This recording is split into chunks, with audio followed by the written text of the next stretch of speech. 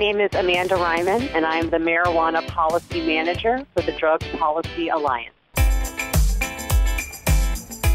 One of the things we've seen in several studies, one that just came out recently, is that when a state passes a medical marijuana law, we don't see an increase in teen use. Even though medical marijuana is being normalized in, many states across the country, discussions of marijuana use are definitely down from reefer madness and more into a therapeutic agent and mild intoxicant. We aren't seeing that uptick in use. And I think the normalization, what it really will end up doing, which is a good thing, is it's going to open up conversations between kids and their parents about marijuana use.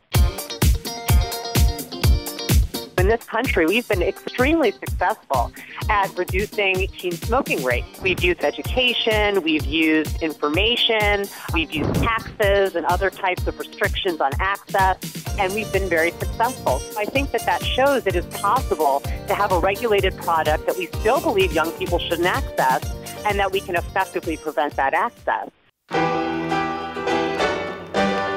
We do not have a breathalyzer for marijuana the way we do for alcohol. But I think one challenge is, really developing the technology around the driving issue. That's something that's coming. It's not here yet. But we haven't really seen a huge disastrous impact on the roadways to where we feel that this should prohibit states from moving forward with legalization.